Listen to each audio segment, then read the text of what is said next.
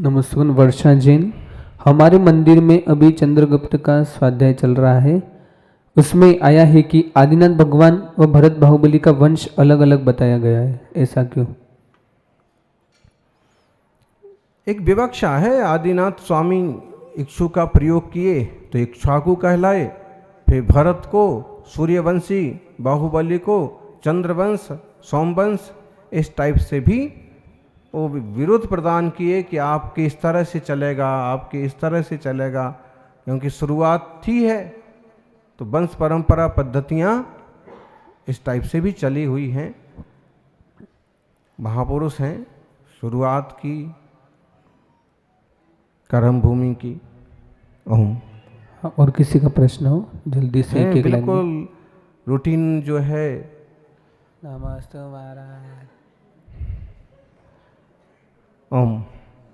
गुरुवर, अभी बंडा के अंदर एक बहुत बड़ा आंदोलन हुआ, आक्रोश रैली निकाली, उठाओ डंडा चलो बंडा, यह उसकी थीम थी महाराज जी। लव जेहाद, छेड़खानी और रेप, इस विषय को लेकर बहुत बड़े संकीर्ण डाटा आया महाराज जी। केवल बंडा से 7, महाराज से 250 लड़कियां, पूरे देश से 1200 लड़कियां आई हैं, जिसमें ये जैन की संख्या बता रहा हूं महाराज जी। इसमें हिंदू जोड़ लूंगा तो बहुत बड़ी कोई, ये विहिप, बजरंग दल और जैन समाज ने मिलकर किया था। इतना बड़ा आंकड़ा हमारे सामने आ गया है समाज के सामने, पर समाज इस बारे में कोई चेतन है ही नहीं। कहीं कुछ पता नहीं चल रहा कि जिस पड़ोस की बेटी गई तो मुझे क्या हो रहा है। मतलब आज यह हो गया हमारे अंदर कि हम अपनी बेटियों को नैतिकता का पाठ नहीं पढ़, माँ बाप मजबूर हो रहे हैं। क्या बात है महाराज जी, ये बहुत बड़ी एक समाज के सामने एक बात आ रही है। इसका चिंतन, समाज को समस्या का निदान बहुत जरूरी है, जो आंकड़ा इस समय सामने आया है महाराज जी। को एजुकेशन और बाहर की शिक्षा, ये ज़्यादा खतरनाक चीज़ है। छोरियां जब छोरों के साथ पढ़ती हैं तो धीरे धीरे उनके साथ ही लग जाती हैं। और दूसरी बात, गांव में और अपने घर में हो तो एक बार उसमें चांस थोड़े कम है। बाहर हों, स्वतंत्र हों, बाहर पढ़ने के लिए गए हैं और वहाँ भी कोई एजुकेशन है या कहीं भी संपर्क होते हैं तो हाथ से निकलने के बहुत चांस रहते हैं। वो खुद इतनी समझदार होती नहीं हैं, और हों तो मोह का मद ऐसा होता है कि समझदारी एक तरफ धरी रह जाती है, माँ बाप एक तरफ धरे रह जाते हैं। ऐसे में ज़्यादा पढ़ाने के लिए और ज़्यादा बाहर भेजने का जो ये दिमाग में फितूर चढ़ा है लोगों को, सबसे पहले तो ये उतरे कि एक सामान्य शिक्षा हो जाए, पाँव पर खड़े हो जाएं, एक अच्छी सी पढ़ाई हो जाए और उनको 20-25 साल के भीतर किसी अच्छे घर में भेज दिया जाए, अच्छे परिवार में जोड़ दिया जाए, ताकि समस्याएं से कुछ तो कम से कम बचत हो। आप किसी से भिड़ नहीं सकते, ठीक है, वहाँ के लोगों ने आंदोलन कर लिया, पड़ोस के गांव में, पड़ोस के शहर में ही उसका कुछ सहयोग नहीं हुआ, तो ये मतलब बड़ी समझदारी से और चलने की ज़रूरत है। और प्रबोधन इस पर भी होना चाहिए विद्वानों के, गुरुजनों के। ओम। गुरुवर, आपने सुबह प्रवचन में कहा भी था, मैं उसी बात को दोहरा रहा हूं क्योंकि कईयों की बात में भी समाज में नहीं आई। समाज में लीज पर बेटियां, ये राजस्थान की बीमारी है। आज ही अभी कहा, मुख्यमंत्री को कहा था। हमारी इतनी बड़ी बीमारी है, राजस्थान के 12 जिलों में लगभग 1000 से ऊपर बेटियां किरायों पर दी जा रही हैं। किराए का मतलब मैं बाधा नीचे नहीं जा रहा हूं, उसे आप समझ लीजिए किस तरह दी जा रही हैं। आज शर्म की बात है कि हम अपने पैसों के कर्ज के लिए हम बेटियों को बेच देते हैं, किराए पर दे देते हैं। किराए का मतलब समझ लीजिए क्या होता है। मैं उस बातों को नहीं खोल रहा गुरुवर, इसका कोई इलाज बहुत बड़ा चाहिए। इसमें केवल ये नहीं कि हिंदू हैं, हिंदू जैन सभी तरह के जो कमजोर वर्ग हैं सब इसमें आ जा रहे हैं कि लीज पर बेटियां। महाराज जी क्या इलाज है इसका? हमारी बहुत बड़ी गंभीर परंपरा ये वाली है और ये 6 साल से चल रही है महाराज जी राजस्थान के अंदर। चल तो कभी कितने समय से रही होगी, लेकिन कुछ कुछ मालूम पड़ा है 6-8 साल से।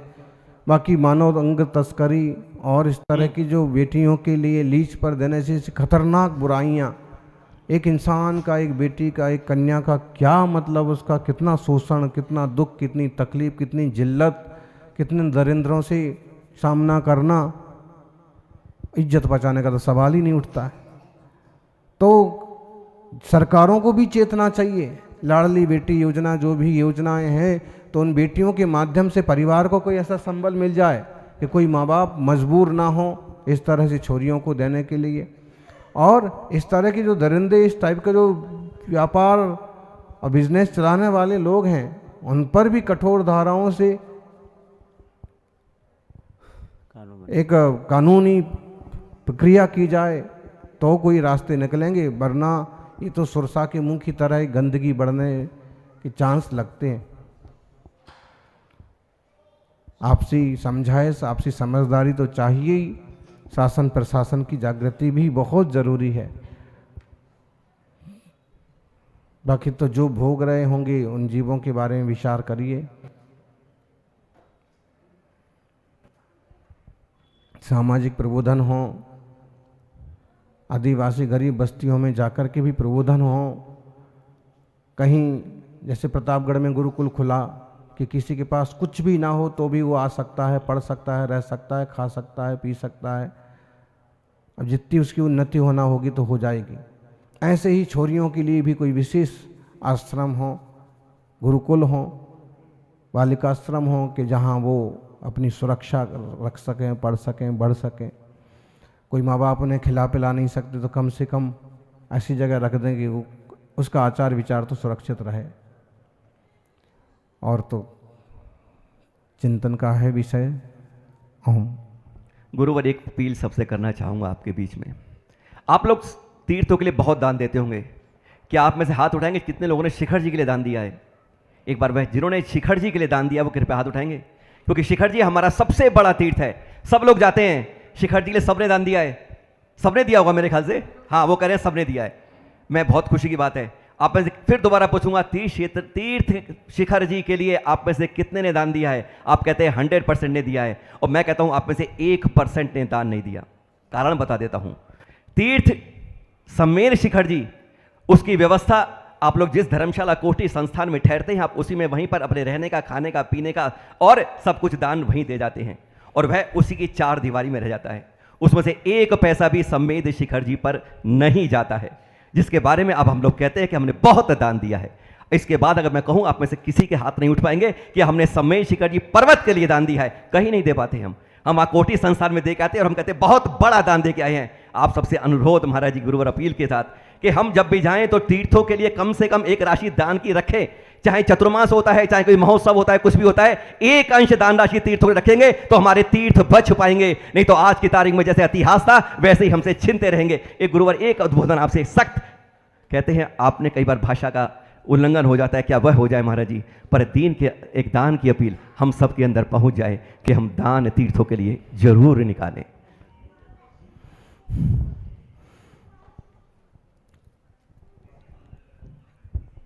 बहुत इस पर बोल लिए हैं और ये बिल्कुल जरूरी है कि तीर्थों के लिए दान करना है तो कोई जिम्मेदार हाथों में दें, जिम्मेदार संस्था को दें। आप जिस संस्था में दे रहे वो तो वहीं का वहीं रह गया। तो सम्मेद शिखर के लिए जो स्पेशल रूप से काम कर रही हैं संस्थाएं, चाहे शिष्य कमेटी हो, उनसे जुड़िए, उनका सहयोग करिए। बहुत कठोर शब्द तो बोलने का अवसर नहीं है, सारे पंडित यही हैं।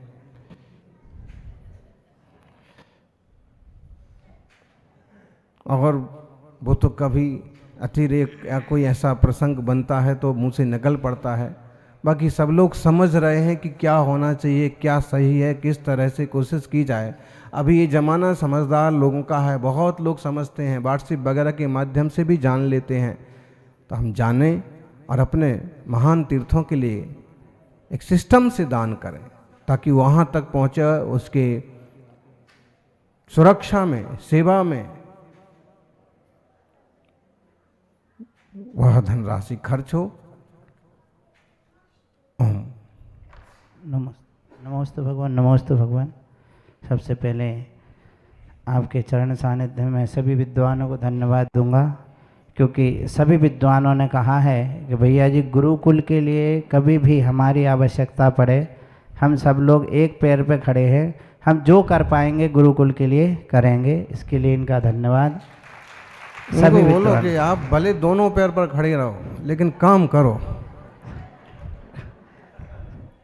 दूसरा गुरुदेव, एक संघ का देव शास्त्र गुरु की रक्षा के लिए, धर्म की रक्षा के लिए हमारा ऐसा मानस बन रहा है कि वहाँ संस्था में बच्चों को लाठी चलाना, तलवार चलाना, ऐसी चीज़ें अगर हम सिखाएं तो क्या इसमें हिंसा का दोष लगेगा क्या गुरुदेव? मेरी शंका शिक्षा है, हिंसा कहाँ है उसमें? 80 कृषि, शिल्प, कला, विद्या और वाणिज्य। आदिनाथ ने भी तो पहले तलवार चलाना सिखाया। और तलवार किस काम में आती है? सब्जी बनाने की। फिर तो वो तो जब कोई अति करेगा, धर्म, संस्कार, संस्कृति को नुकसान पहुंचाएगा, तो मुकाबले की भी ज़रूरत पड़ती है। तो हर एक व्यक्ति को, हर एक ग्रस्त को इतना तो सक्षम होना चाहिए कि कभी अगर उस पर कोई वार करने आए तो वार का प्रतिकार कर सके।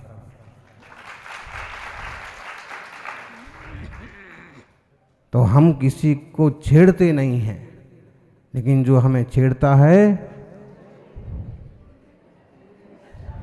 ऐसा होना चाहिए।